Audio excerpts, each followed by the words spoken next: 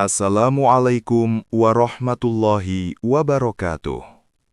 Sahabat Basyirah Hikmah, pernahkah kalian membayangkan bagaimana rasanya menjadi manusia yang memiliki segalanya?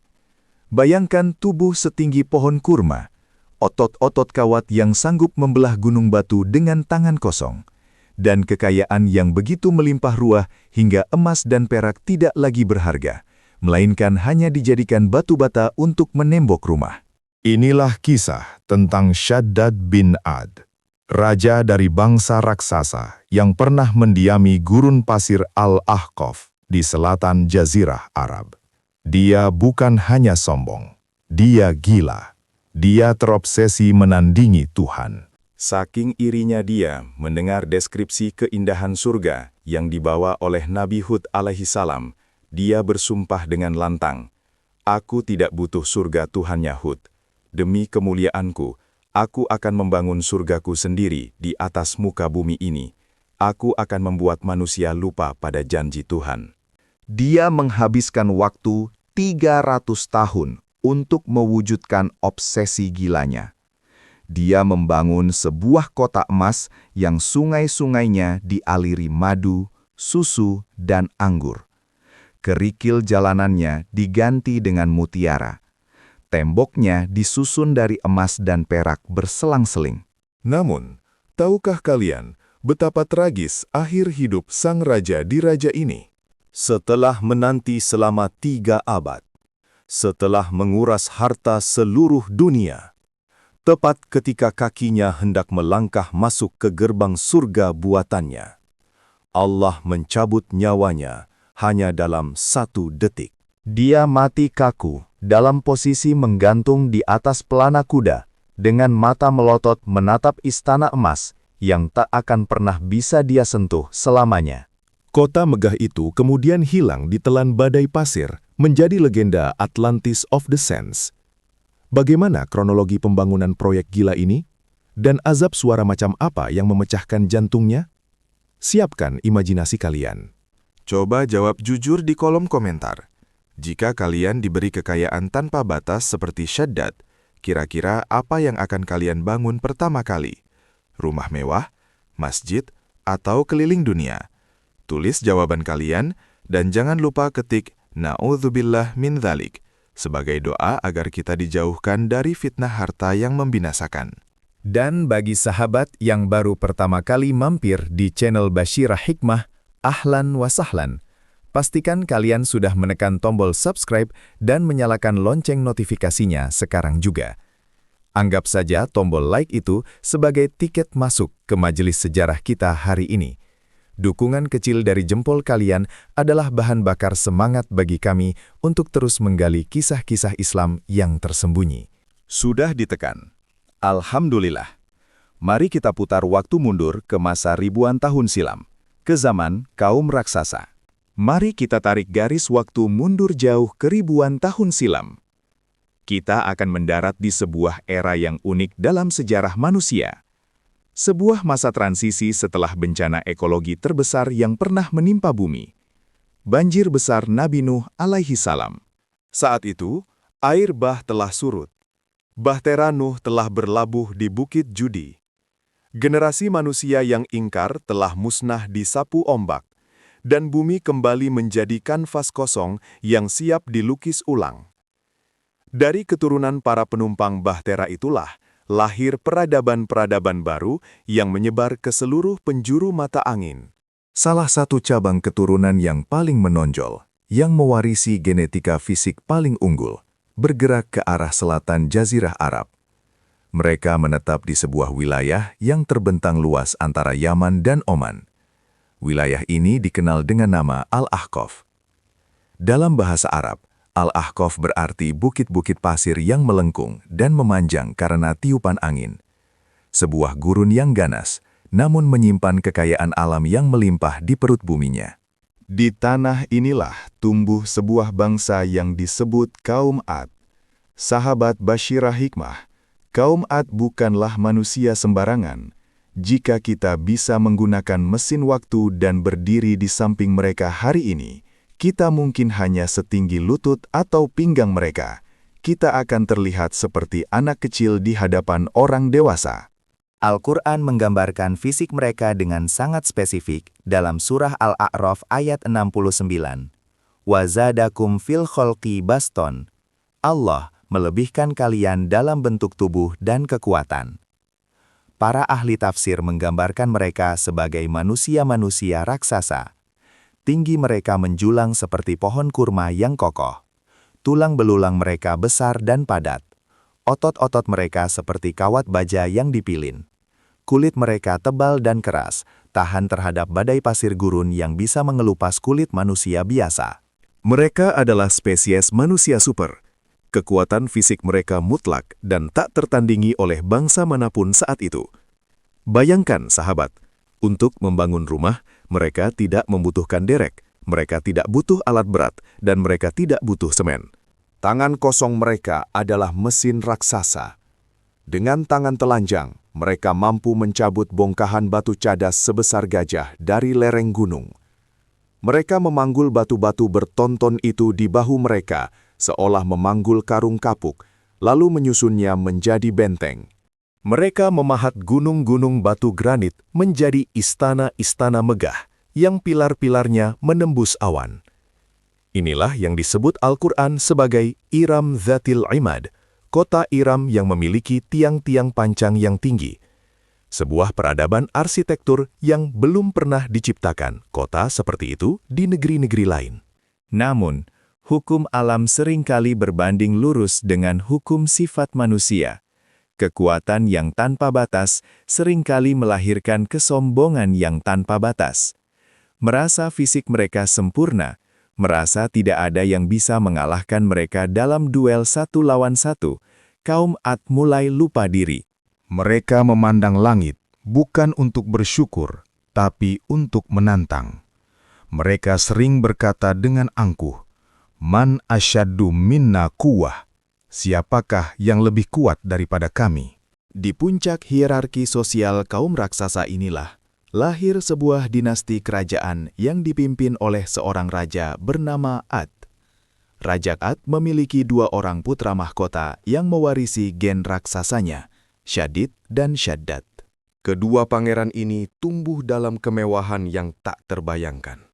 Mainan mereka adalah emas permata. Halaman bermain mereka adalah gurun luas yang kaya raya. Rakyat mereka adalah manusia-manusia kuat yang tunduk patuh. Ketika Raja Ad meninggal dunia, kekuasaan jatuh ke tangan kedua putranya. Namun, takdir berkata lain. Syadid, sang kakak, meninggal dunia dalam usia yang relatif muda untuk ukuran zaman itu. Kematian Syadid ini menjadi titik balik psikologis yang sangat penting bagi adiknya, Syaddad. Sepeninggal kakaknya, Syaddad bin Ad naik tahta menjadi penguasa tunggal. Dia menjadi raja di raja, King of Kings, bagi kaum Ad. Kekuasaan mutlak kini berada di genggamannya. Dia menaklukkan raja-raja kecil di sekitarnya. Dia memperluas wilayah kekuasaannya hingga ke Irak dan Syam. Upeti dan pajak mengalir deras ke perbendaharaan istananya di Al-Ahqaf. Emas, perak, mutiara, dan rempah-rempah menumpuk menggunung di gudang-gudangnya. Namun, ada satu hal yang mengganggu pikiran Syaddad. Sebuah hantu yang menghantui tidur malamnya. Hantu itu adalah kematian. Kematian kakaknya, Syadid, memberikan trauma mendalam. Syaddad menyadari satu fakta pahit. Aku punya tubuh raksasa. Aku punya kekuatan yang bisa meremukkan batu. Aku punya harta yang tak habis 7 turunan. Tapi, tubuh raksasa ini ternyata rapuh. Ia bisa mati. Ia bisa membusuk. Dan jika aku mati, semua kekayaan ini tidak ada gunanya. Ketakutan akan kematian ini perlahan berubah menjadi obsesi terhadap keabadian. Syaddad mulai menjadi gila baca. Dia mengumpulkan para penyihir dan pendeta. Dia memerintahkan mereka untuk mencari kitab-kitab kuno, Ancient Scrolls, dari peradaban sebelum banjir Nuh. Dia mencari resep ramuan panjang umur. Dia mencari rahasia hidup abadi. Pola pikirnya mulai bergeser. Dia tidak ingin menunggu kebahagiaan di alam lain. Dia ingin kebahagiaan itu di sini dan sekarang.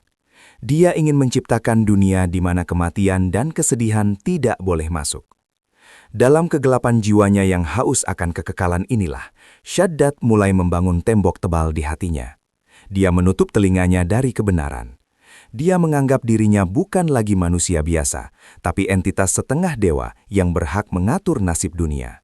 Bumi Al-Ahqaf bergetar setiap kali Shaddad melangkah. Rakyatnya menyembahnya karena takut akan pukulan tangannya yang mematikan. Namun, Allah Subhanahu wa Ta'ala, Zat yang Maha Penyayang, tidak membiarkan manusia tenggelam dalam kegelapan tanpa mengirimkan pelita. Di tengah-tengah masyarakat raksasa yang sombong dan materialistik ini, Allah memilih satu orang lelaki. Bukan orang asing, bukan orang jauh, tapi saudara mereka sendiri. Seorang pria dari garis keturunan yang sama, yang memiliki fisik sama kuatnya, namun memiliki hati yang selembut sutra. Dialah Nabi Hud alaihi salam. Nabi Hud melihat kerusakan moral yang terjadi. Dia melihat bagaimana orang-orang kuat menindas yang lemah. Dia melihat bagaimana Shaddad diperlakukan layaknya Tuhan. Hati Nabi Hud menangis. Dia tahu, kekuatan fisik kaum Ad hanyalah titipan. Dia tahu, jika Allah berkehendak, nafas mereka bisa dicabut semudah mematikan lilin. Maka, dengan keberanian yang bersumber dari wahyu ilahi, Nabi Hud bersiap untuk mendaki tangga istana Shaddad. Beliau tidak membawa pedang, tidak membawa tombak. Beliau hanya membawa berita besar tentang surga dan neraka. Namun, siapa sangka, berita tentang surga yang seharusnya menjadi kabar gembira, justru akan disalahartikan oleh Shaddad menjadi sebuah tantangan perang. Shaddad yang haus akan keabadian, akan melihat konsep surga bukan sebagai janji Allah, melainkan sebagai blueprint atau cetak biru untuk proyek ambisius terbesarnya. Disinilah sahabat, benih-benih kehancuran itu mulai disemaikan. Obsesi seorang manusia untuk meniru Tuhan akan segera dimulai, dan dunia akan menjadi saksi bisu atas kegilaan yang belum pernah terjadi sebelumnya. Di tengah puncak kejayaan materi yang menyilaukan mata itu, di mana emas dianggap kerikil dan manusia dianggap semut, Shaddad bin Fat duduk di singgasananya yang menjulang tinggi. Dia merasa dunia sudah ada dalam genggamannya. Tidak ada raja yang berani menatap matanya. Tidak ada pasukan yang berani melintasi perbatasannya. Namun, di balik baju zirah emasnya, Shaddad merasakan kekosongan yang aneh. Sebuah lubang di jiwa yang tidak bisa ditambal dengan harta. Dia merasa bosan. Dia merasa sudah menaklukkan segalanya, lantas apa lagi? Apakah hidup hanya tentang makan, minum, dan berkuasa, lalu mati menjadi tulang belulang seperti kakaknya, Shaddad? Ketakutan akan ketiadaan, nothingness, menghantuinya. Di saat itulah, Allah SWT mengirimkan jawaban. Bukan berupa harta tambahan, melainkan berupa peringatan. Nabi Hud alaihi salam mulai bergerak.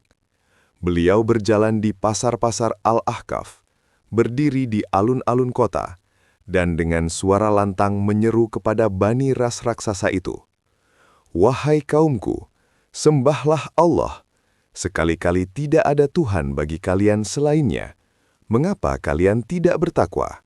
Suara Nabi Hud menggema, memecahkan kesombongan mereka. Beliau mengingatkan bahwa kekuatan fisik mereka hanyalah titipan, bahwa istana-istana gunung batu itu tidak akan abadi. Berita tentang seorang pemberontak moral ini akhirnya sampai ke telinga Shaddad. Raja di raja itu terusik. Dia tidak suka ada otoritas lain yang didengar rakyatnya selain suaranya sendiri. Maka Shaddad memerintahkan pengawalnya untuk menyeret Nabi Hud ke hadapannya. Bayangkan pertemuan ini, sahabat. Di satu sisi ada Shaddad bin Ad, raksasa tiran bergelimang emas duduk di singgasana yang tingginya bermeter-meter, dikelilingi ribuan pengawal yang siap membunuh. Di sisi lain berdiri Nabi Hud, seorang lelaki sederhana, berjubah biasa, tanpa senjata, tanpa tentara. Namun di matanya tersimpan kekuatan iman yang membuat gunung pun tunduk. Ini bukan sekedar pertemuan dua orang, ini adalah benturan dua ideologi, materialisme melawan tauhid.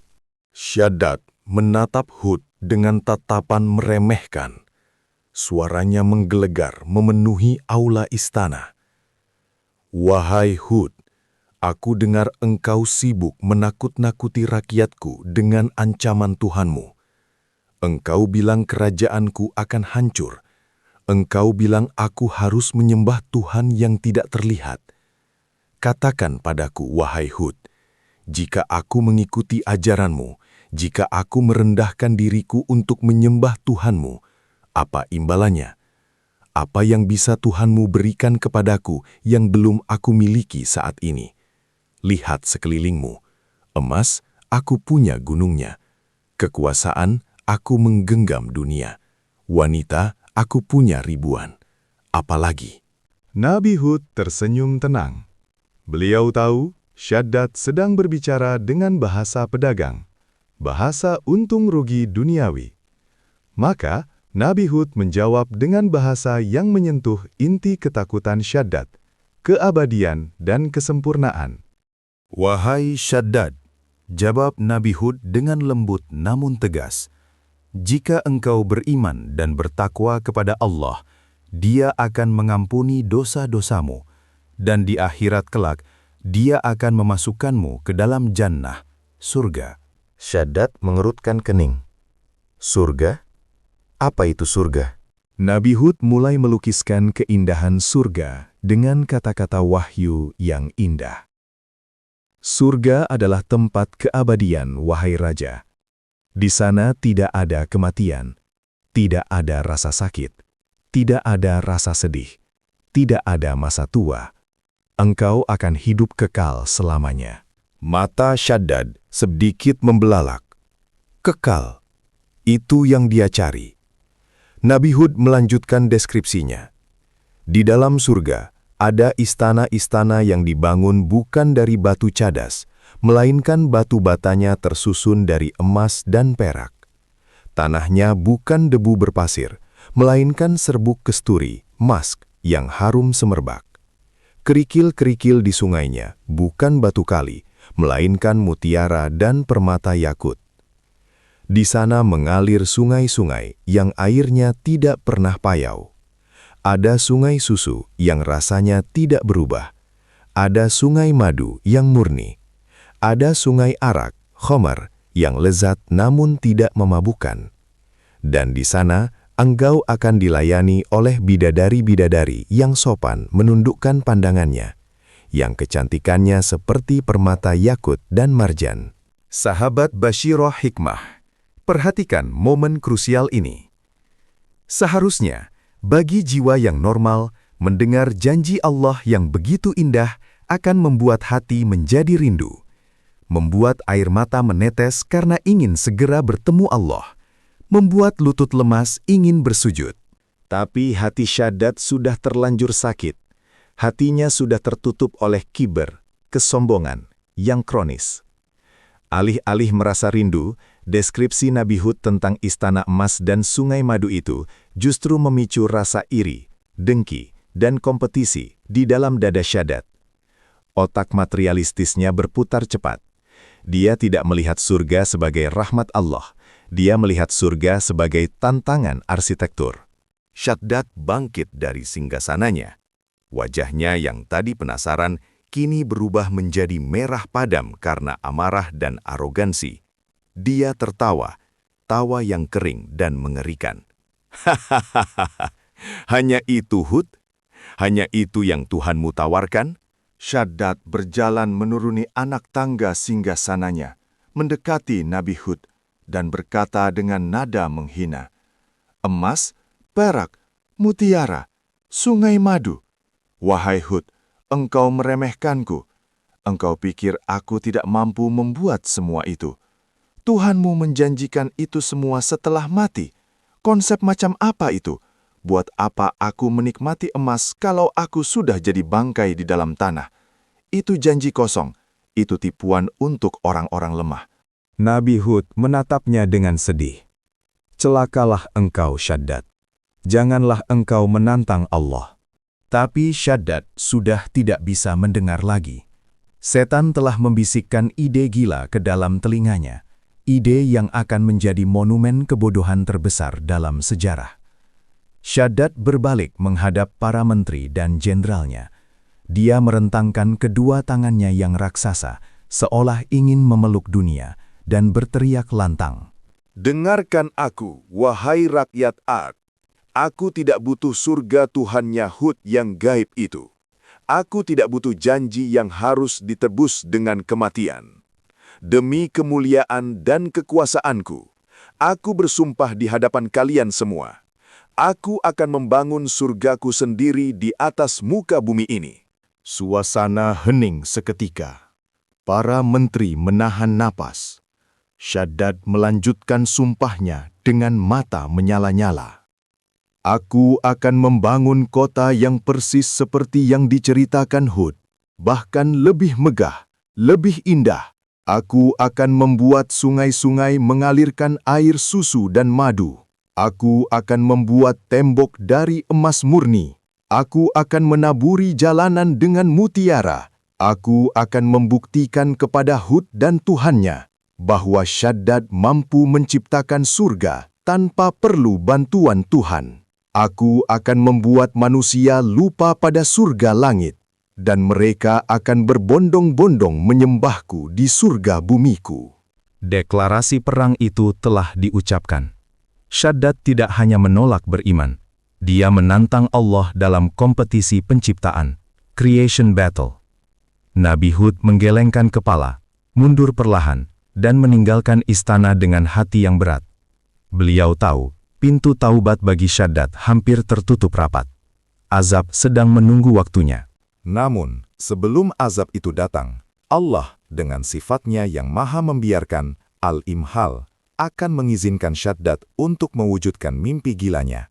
Allah akan membiarkan Syaddad membangun surga palsu itu. Allah akan membiarkannya menghabiskan seluruh kekayaannya. Kenapa? Agar jatuhnya nanti terasa jauh lebih sakit. Agar kecewanya nanti menjadi penyesalan yang abadi. Dan begitulah, sahabat, perintah pembangunan mega proyek Iram pun ditandatangani. Dunia akan segera menyaksikan sebuah kegilaan arsitektur yang dibangun di atas fondasi kesombongan yang rapuh. Perintah gila itu akhirnya turun. Tinta stempel kerajaan telah kering di atas lembaran kulit rusa. Dekrit Syaddad bin Ad menyebar ke seluruh penjuru mata angin, membawa pesan yang membuat dunia bergetar. Bangunkan aku, surga di bumi. Sahabat Basiroh Hikmah, ini bukan proyek renovasi istana biasa. Ini adalah upaya manusia untuk menjiplak karya Tuhan. Syaddad menunjuk para menteri kepercayaannya, para insinyur paling jenius dari bangsa raksasa, dan para penyihir arsitektur untuk merancang cetak biru kota Iram Dat Al-Imad. Dia memberikan satu instruksi mutlak, jangan ada satupun deskripsi Hud tentang surga yang terlewat. Jika dia bilang ada sungai madu, buatkan aku sungai madu. Jika dia bilang ada kerikil mutiara, carikan aku mutiara. Aku ingin Iram lebih indah dari jannah. Untuk mewujudkan ambisi yang melampaui nalar ini, Syaddad memobilisasi kekuatan militer dan ekonominya secara total. Dia mengirim ekspedisi penjarahan, The Great Looting, ke seluruh peradaban yang ada di muka bumi saat itu. Pasukan raksasa dikirim ke Afrika untuk menguasai tambang-tambang emas. Mereka tidak menambang dengan cara biasa. Mereka membelah perut bumi, memeras setiap urat emas yang ada hingga habis. Armada kapal dikirim ke Samudera Hindia dan Laut Merah. Ribuan penyelam dipaksa menahan napas, hingga paru-paru mereka pecah, hanya untuk mengambil mutiara, marjan, dan zabarjat dari dasar laut yang gelap. Pasukan lain dikirim ke Asia, untuk menguras perak dan batu mulia. Dunia saat itu seolah diperkosa kekayaannya demi ambisi satu orang. Raja-raja bawahan dipaksa menyerahkan upeti yang tidak masuk akal. Tidak boleh ada emas yang tersisa di leher wanita. Tidak boleh ada perak di jari laki-laki. Semua logam mulia disita, dilebur, dan diangkut menggunakan ribuan unta menuju satu titik koordinat di tengah gurun Al-Ahqaf. Bayangkan pemandangan di lokasi konstruksi, sahabat. Sebuah area gurun pasir yang luasnya tak terukur, kini berubah menjadi bengkel kerja raksasa. Ratusan ribu arsitek jenius bekerja siang malam di bawah tenda. Jutaan budak dari bangsa manusia biasa dan bangsa jin, menurut sebagian riwayat tafsir, dipaksa bekerja di bawah cambuk para mandor raksasa. Mereka mulai menggali fondasi, bukan galian biasa. Mereka menggali hingga kedalaman mata air purba, lalu menutup dasar fondasi itu dengan batu pualam oniks yang didatangkan dari negeri jauh. Setelah fondasi siap, dimulailah penyusunan tembok kota yang legendaris itu. Disinilah letak kegilaan Shaddad. Dia tidak menggunakan batu bata dari tanah liat yang dibakar. Dia menganggap tanah terlalu hina untuk surganya. Dia memerintahkan batu bata dicetak dari emas murni dan perak murni. Para pekerja menyusunnya dengan pola selang-seling, satu bata emas, satu bata perak, satu bata emas, satu bata perak. Perekatnya bukan semen atau aspal, melainkan campuran minyak wangi yang dikeraskan. Tembok itu menjulang tinggi, menembus awan, memagari area seluas mata memandang. Kilauan tembok Iram bisa dilihat dari jarak bermil-mil jauhnya.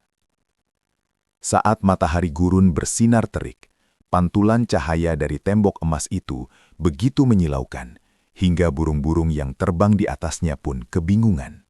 Namun, kemewahan Iram tidak berhenti di tembok. Shaddad terobsesi dengan detail sungai surga yang diceritakan Nabi Hud. Maka, dia memerintahkan para insinyurnya untuk menggali kanal-kanal sungai buatan di bawah istana-istana megah itu. Teknologi irigasi yang sangat canggih diterapkan. Sungai-sungai itu tidak dialiri air keruh. Shaddad memerintahkan agar sungai itu dialiri 4 jenis cairan. Sungai air tawar yang jernih laksana kristal. Sungai air susu yang putih bersih. Sungai air anggur, Homer, yang telah diperam puluhan tahun. Dan sungai madu murni yang kental. Bagaimana caranya? Shaddad memonopoli seluruh peternakan lebah dan perkebunan anggur di dunia. Dia menyuplai cairan-cairan itu terus-menerus melalui sistem waduk raksasa. Dasar sungainya tidak dibiarkan berlumpur. Shaddad memerintahkan dasar sungai itu ditaburi permata zamrud, hijau, yakut, merah, dan topas kuning sebagai pengganti lumut dan kerikil. Sehingga ketika cairan bening mengalir di atasnya, warna-warni permata itu akan berpendar indah dari dalam air. Jalanan kota tidak boleh berdebu. Shaddad jijik pada debu. Dia memerintahkan jalanan kota Iram ditaburi dengan serbuk kesturi, mask, dan zafran yang wangi menyengat. Siapa saja yang berjalan di atasnya, kakinya akan wangi semerbak. Sahabat Basyirah Hikmah, proyek gila ini tidak selesai dalam waktu singkat.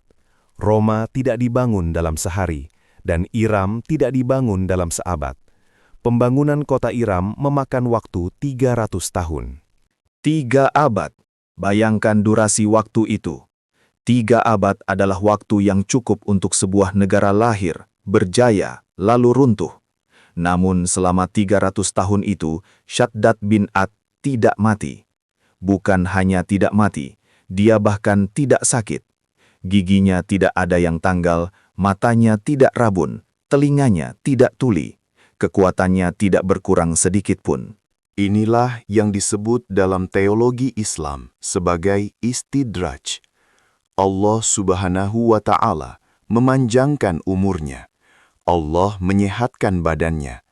Allah melancarkan rezekinya. Allah membiarkan semua rencananya berhasil. Seolah-olah Allah diam.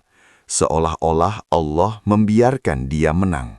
Padahal, Hakikatnya Allah sedang mengulur tali kekang.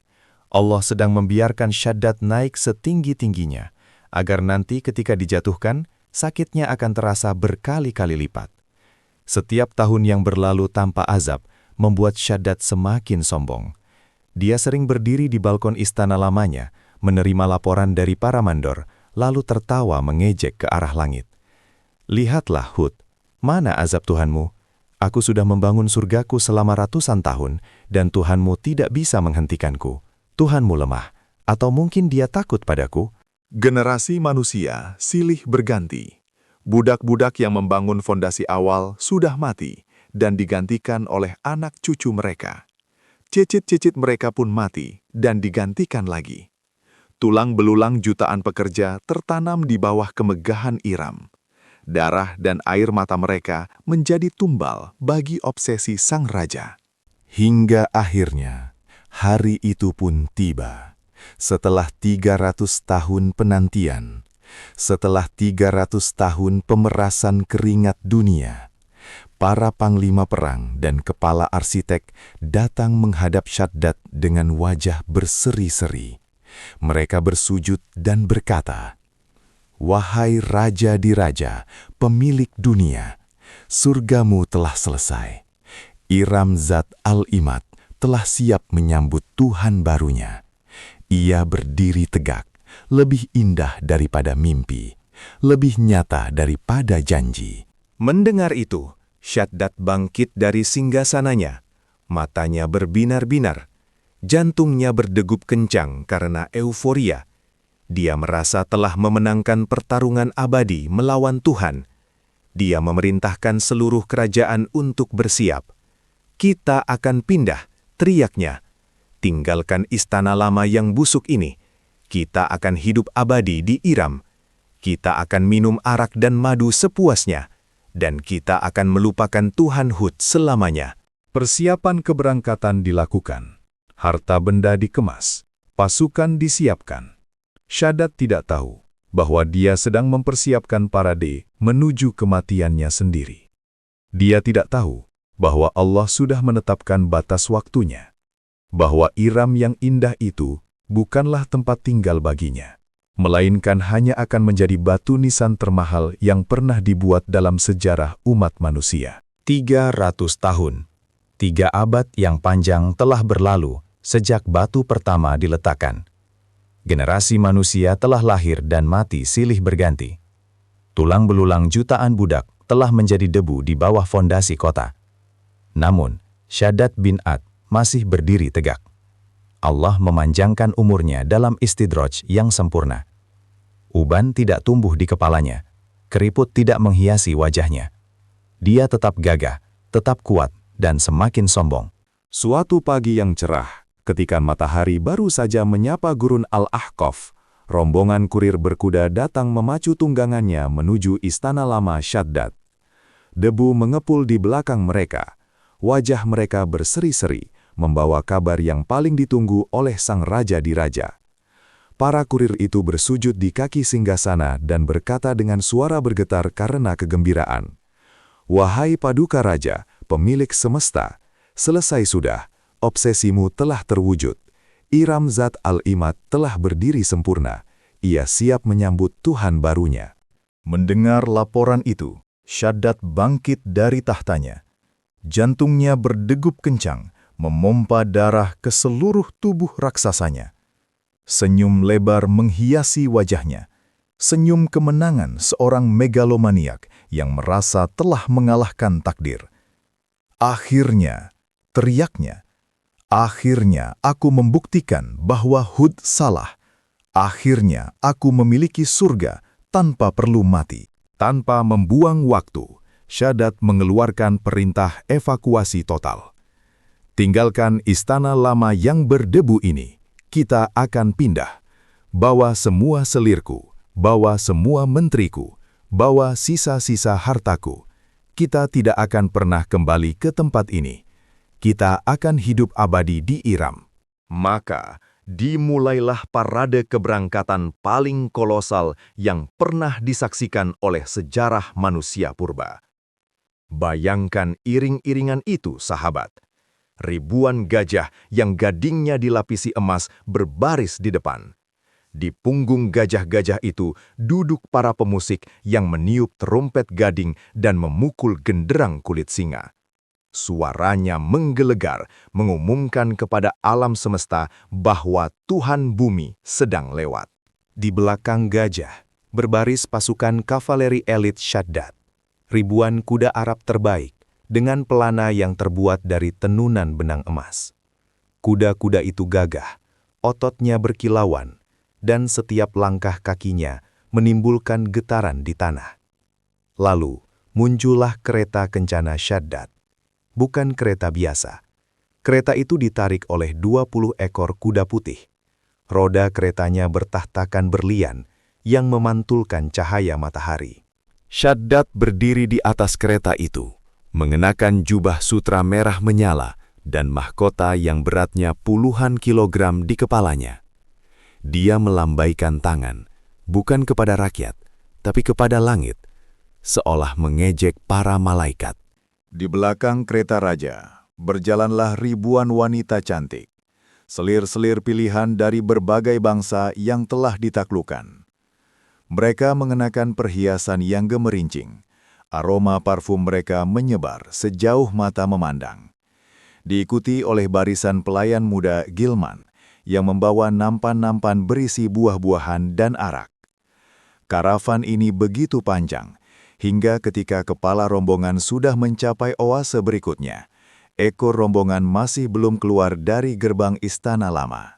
Perjalanan menembus gurun Al-Ahqaf pun dimulai. Biasanya, perjalanan gurun adalah perjalanan yang menyiksa, panas, haus, dan melelahkan. Tapi bagi Shaddad, perjalanan ini terasa seperti berjalan di atas awan. Hatinya berbunga-bunga. Pikirannya dipenuhi imajinasi liar tentang kenikmatan yang akan dia reguk. Dia membayangkan dirinya akan mandi di sungai susu. Dia membayangkan akan memetik buah delima dari pohon emas. Dia bergumam pada dirinya sendiri. Lihatlah Hud, lihatlah betapa bodohnya Tuhanmu. Dia membiarkanku membangun ini semua. Dia tidak mengirim petir, dia tidak mengirim banjir. Itu artinya dia kalah. Atau mungkin dia setuju bahwa aku setara dengannya. Berhari-hari mereka menempuh perjalanan. Setiap malam mereka berpesta di tenda-tenda sutra. Setiap pagi mereka melanjutkan perjalanan dengan semangat baru. Hingga akhirnya, di suatu siang yang terik, salah seorang pengawal di barisan depan berteriak sambil menunjuk ke ufuk timur. "Lihat, itu dia, Iram Zat Al-Imad." Shaddad menyipitkan matanya. Jantungnya seakan berhenti berdetak sesaat. Masya Allah, apa yang dia lihat di depan sana sungguh melumpuhkan akal sehat. Dari kejauhan, terlihat sebuah siluet kota yang bersinar terang benderang, seolah-olah ada matahari kedua yang jatuh ke bumi. Cahaya matahari gurun memantul dari tembok-tembok emas dan perak Iram, menciptakan aura cahaya keemasan yang menerangi langit di sekitarnya. Kilauannya begitu kuat hingga menyakitkan mata jika dipandang terlalu lama. Itu bukan fatamorgana, itu nyata.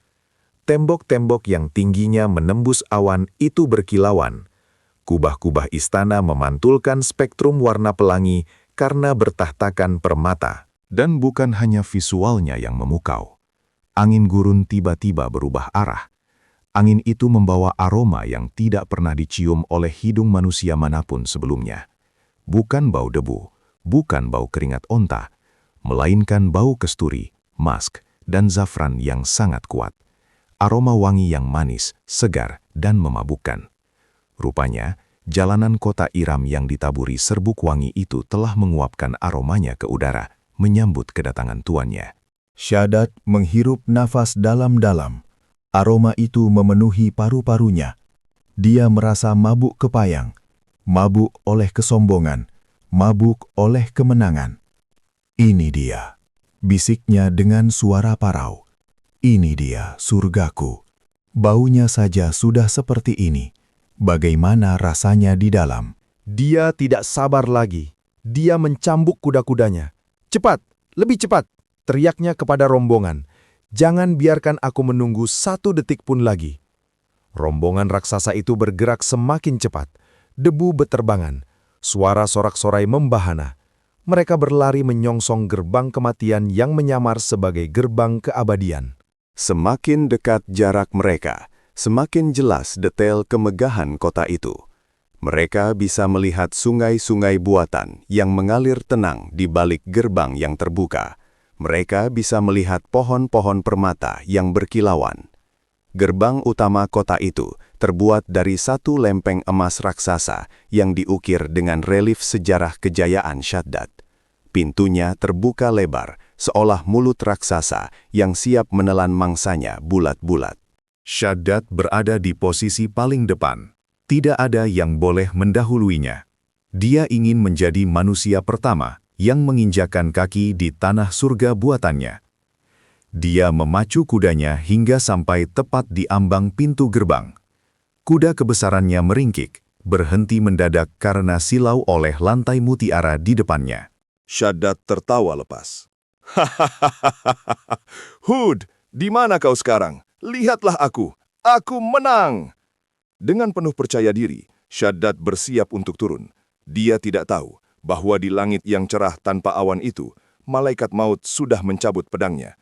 Dia tidak tahu bahwa Allah sudah menetapkan batas akhirnya, bahwa semua kemegahan ini, semua emas ini, semua wangi kesturi ini, hanyalah panggung eksekusi termewah yang disiapkan khusus untuknya.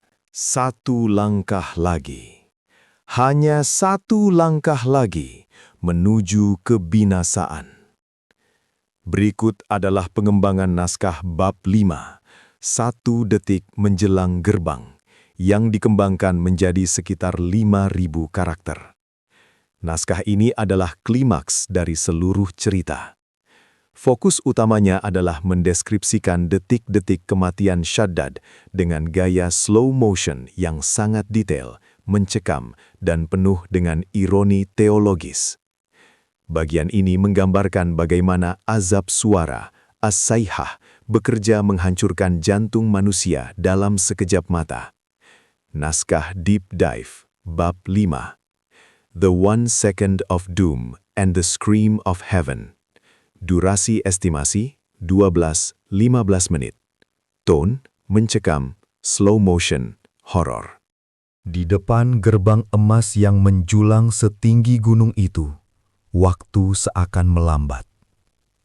Shaddad bin Ad telah sampai di titik terjauh yang bisa dicapai oleh ambisi manusia. Kuda kebesarannya berhenti tepat di ambang pintu utama.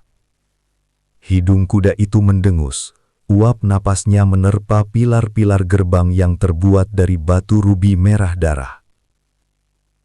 Cahaya matahari siang tegak lurus di atas kepala, membuat bayangan Shaddad jatuh tepat di bawah kaki kudanya. Shaddad menatap lurus ke depan. Matanya yang tajam menyapu pemandangan di dalam kota. Masya Allah, apa yang dia lihat di balik gerbang itu benar-benar melumpuhkan akal sehat. Sungai-sungai buatan yang dia rancang di atas kertas 300 tahun lalu kini mengalir nyata di depan matanya. Dia melihat cairan putih kental mengalir tenang di kanal-kanal pualam. Itu sungai susu.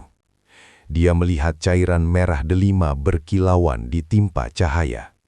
Itu sungai arak. Dia melihat kerikil-kerikil di dasar sungai memantulkan cahaya warna-warni. Itu permata zamrud dan yakut. Pohon-pohon emas yang daunnya terbuat dari lempengan logam mulia bergoyang pelan ditiup angin, menghasilkan denting halus yang merdu seperti lonceng-lonceng kecil. Tring, tring. Aroma wangi kesturi dan zafran yang menyeruak dari jalanan kota begitu kuat, begitu memabukkan, hingga Shaddad merasa paru-parunya penuh dengan udara surga. Dia tersenyum, senyum yang lebar, puas dan penuh kesombongan. Dalam hatinya dia berbisik, "Hud, oh Hud yang malang, lihatlah aku sekarang. Engkau bilang aku akan diazab. Engkau bilang Tuhanmu akan menghancurkanku. Mana azab itu? Langit cerah, angin tenang, dan aku berdiri di depan pintu keabadianku. Aku menang, Hud. Aku menang melawan Tuhanmu. Dengan perlahan, Shaddad mulai menggeser tubuh raksasanya. Dia melepaskan tali kekang kudanya yang bertahtakan berlian. Dia memegang pelana emas dengan kedua tangannya yang kekar. Dia bersiap untuk turun. Dia ingin menjadi manusia pertama yang menginjakkan kaki di tanah Iram. Dia ingin sujud bukan kepada Allah, tapi sujud mencium tanah ciptaannya sendiri. Perhatikan momen ini, sahabat. Bayangkan dalam gerakan super lambat, super slow motion. Shaddad mengangkat kaki kirinya dari sanggurdi, pijakan kaki, kuda. Kaki kirinya melayang di udara, mencari pijakan ke tanah. Tubuhnya mulai condong ke samping. Kaki kanannya masih terkait di pelana, menahan berat badannya. Jarak antara telapak kaki kirinya dengan tanah mutiara itu hanya tinggal sejengkal, mungkin kurang dari setengah meter. Hanya butuh 1 detik, hanya butuh 1 langkah. Namun, di langit yang ketujuh, keputusan Allah telah jatuh, palu vonis telah diketuk. Allah Subhanahu wa Ta'ala, Zat yang maha menepati janji, tidak akan membiarkan kesombongan ini melangkah lebih jauh, walau 1 milimeter pun. Allah sudah memberikan waktu 300 tahun, 3 abad, sebagai tenggang waktu, istidraj. Shaddad menyia-nyiakannya. Maka di detik terakhir ini, tidak ada lagi negosiasi, tidak ada lagi penundaan. Allah memerintahkan malaikat, Jibril atau malaikat maut, untuk mencabut nyawanya dengan cara yang paling menghina. Allah mengharamkan kulit Shaddad bersentuhan dengan debu Iram. Tiba-tiba, tanpa ada awan mendung, tanpa ada kilat petir, dari langit yang bening itu, terdengar suara, bukan suara biasa. Ini adalah as-saiha, satu pekikan keras, satu teriakan dahsyat yang membelah atmosfer bumi.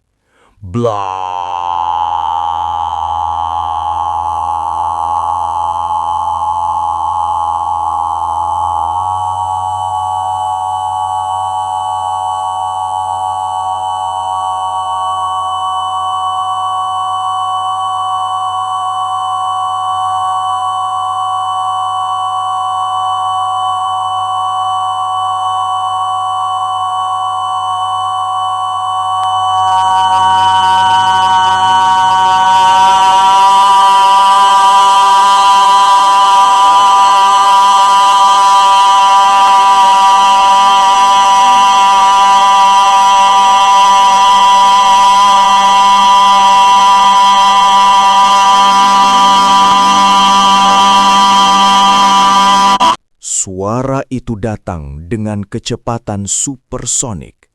Gelombang kejutnya, shockwave, menghantam bumi dengan kekuatan jutaan desibel. Ini bukan sekadar suara yang merusak telinga. Ini adalah suara yang merusak struktur sel tubuh. Gelombang suara itu menabrak tubuh Shaddad yang sedang menggantung di udara. Darah di dalam pembuluh nadinya mendidih seketika. Molekul-molekul cair di dalam otaknya bergetar hebat hingga kepalanya serasa mau meledak. Jantungnya, jantung raksasa yang selama 300 tahun berdetak penuh kesombongan itu, pecah berkeping-keping di dalam rongga dadanya, hancur seperti gelas kaca yang dibanting ke lantai batu. Gendang telinganya meledak, bola matanya terbelalak keluar, pembuluh darah di matanya putus seketika. Shaddad tidak sempat berteriak. Dia tidak sempat mengadu. Saraf-sarafnya putus sebelum otak sempat memproses rasa sakit. Tubuhnya kaku seketika. Rigor mortis instan. Dia mati dalam posisi menggantung. Kaki kirinya tidak pernah menyentuh tanah. Kaki kanannya masih tersangkut di pelana. Tangan kirinya masih mencengkram leher kuda. Matanya melotot kaku, menatap kosong ke arah keindahan sungai susu dan madu yang ada di depannya. Dia mati karena overexcitement, kegembiraan yang meledak, yang dihantam oleh divine punishment, hukuman ilahi. Ironis, sahabat. Sangat ironis. Dia membangunnya selama 300 tahun. Dia menghabiskan triliunan ton emas. Dia mengorbankan jutaan nyawa budak. Tapi dia sendiri tidak sempat menikmatinya, walau hanya 1 detik. Dia mati tepat di depan pintu impiannya. Seolah Allah ingin berkata, "Inilah batasmu, wahai manusia sombong. Engkau boleh membangun dunia, tapi engkau tidak akan memilikinya." Dan bukan hanya Syaddad, gelombang suara as-sayhah itu tidak berhenti di gerbang. Suara itu merambat ke belakang, menyapu seluruh barisan parade yang panjangnya bermil-mil. Ribuan menteri, ribuan selir cantik, ribuan pasukan berkuda, ribuan gajah, semuanya mati serentak dalam satu hembusan napas. Jantung mereka berhenti berdetak bersamaan. Kuda-kuda mati berdiri, gajah-gajah roboh tanpa suara. Tidak ada darah yang tumpah keluar selain dari mata dan telinga. Mereka mati karena organ dalam mereka hancur oleh getaran suara. Hening, sunyi senyap. Padang pasir yang tadinya riuh oleh suara trompet dan sorak-sorai kemenangan, kini berubah menjadi kuburan massal yang sunyi. Hanya terdengar suara angin gurun yang berdesir pelan, memainkan rambut mayat-mayat yang masih mengenakan perhiasan emas. Dan di depan gerbang itu, tubuh kaku Syaddad masih menggantung di atas kuda yang juga sudah menjadi patung. Menjadi tontonan bagi langit dan bumi. Menjadi monumen kegagalan terbesar dalam sejarah. Kota Iram Zat al-Imad berdiri megah di depannya. Pintu gerbangnya terbuka lebar. Sungai-sungainya mengalir tenang. Pohon-pohon emasnya bergemerincing. Tapi kotanya kosong. Tidak ada satupun penghuni, tidak ada satupun raja. Kota itu menjadi kota hantu termewah yang pernah ada. Sebuah surga yang tidak pernah disentuh, sebuah istana yang tidak pernah ditinggali. Allah telah mengambil nyawa mereka semua, meninggalkan harta mereka berserakan di atas pasir, tidak berguna sama sekali. Inilah akhir dari sebuah obsesi. Inilah jawaban Allah atas tantangan Syaddad. Setelah kematian massal yang sunyi itu, Allah memerintahkan alam untuk membersihkan sisa-sisa kesombongan ini dari wajah bumi. Angin gurun bertiup kencang dari segala penjuru mata angin. Badai pasir raksasa datang menggulung laksana ombak lautan kering. Butiran-butiran pasir Al-Ahqaf bergerak perlahan namun pasti. Mereka menimbun jasad Syaddad yang masih kaku di atas kudanya. Mereka menimbun ribuan mayat pasukannya. Dan akhirnya, mereka menelan kota Iram Zat al-Imad yang megah itu. Sungai-sungai madu, pohon-pohon emas, dan tembok-tembok permata, semuanya tenggelam ke dalam lautan pasir yang dalam. Hilang dari peta dunia, lenyap dari pandangan mata manusia selamanya. Hingga hari ini, Iram menjadi legenda abadi, menjadi Atlantis of the Sands yang dicari oleh para arkeolog modern, namun tak pernah benar-benar ditemukan secara utuh.